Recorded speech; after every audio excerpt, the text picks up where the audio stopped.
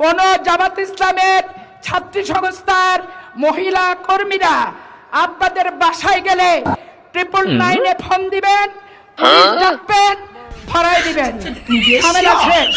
ওই বয়ান করার সুযোগ আর পাবে না। আর কিছু কিছু যুব সমাজ আজকে প্রশ্ন করতে চাই, 26,000 নতুন ভোটার যুবকরা এই চাঁপাইনবাবগঞ্জের সদর আসনে, আপনারা নিশ্চয়ই চান না আবু সাইদ মুখতারের রক্ত বৃথা যাক।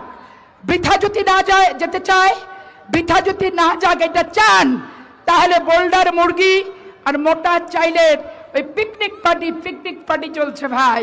শুধু যুব সমাজকে পথভ্রষ্ট করার লেগে পিকনিক আর পিকনিক, এই পিকনিক কিন্তু বন্ধ করতে হবে। ওই বোল্ডার মুরগির পিকনিক আর ভাদই চালের মোটাদারের ভাতের পিকনিক বন্ধ করতে হবে। 1981 সালে রাষ্ট্রপতি জিয়ার মৃত্যুর পর 9 বছর স্বৈরাচার বিরোধী আন্দোলন করেছি এবং 15 বছর বাংলাদেশে হাসিনা বিরোধী আন্দোলন করেছি।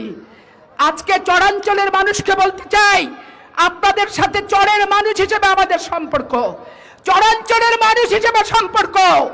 যাদেরকে বুক দেখাই আমি পাপিয়া তাকে পিঠ দেখাই না, যাদেরকে আমানত হিসেবে একবার টেনে নেই তাদেরকে আমি কখনো ফেলে দিই না। আজকে জামাত ইসলাম বলেন 1 বছর কোথায় ছিলাম জানেন না, লজ্জাহীনের মতো বলেন যে হারুন এমপি নাকি সুখের পাখি বসন্তের কোকিল। আজকে আমি বলতে চাই জামাত ইসলামের সকল নেতৃবৃন্দকে, যেদিন পদ্মার বাঁধ করেছিল হারুন এমপি, সেদিনই সুখের পাখি তো আপনারা ছিলেন। আর পদ্মার বাঁধে নিজের বাড়িঘর রক্ষা করে আজকে বসন্তের কোকিল আপনারাই হয়েছেন। যেদিন চরাঞ্চলে কোনো রাস্তা ছিল না, আমি নিজে যখন 91-এর ভোটে আসি, আমার কোমর পর্যন্ত বালি, মোটরসাইকেলে ধুধু বালির ভিতর থেকে এই চরাঞ্চলে আমাকে যে ধানের শীষের ভোট চাইতে হয়েছিল, সেদিন আপনারা কোথায় ছিলেন? 91 সালের এমপি ছিল লতিফুর রহমান।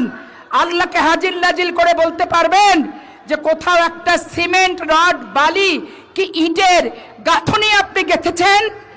নির্লজ্জ বাহের মতো বলেন যে 30 বছর তো এক পরিবার শাসন করলো, একবার আমাদের দেখেন।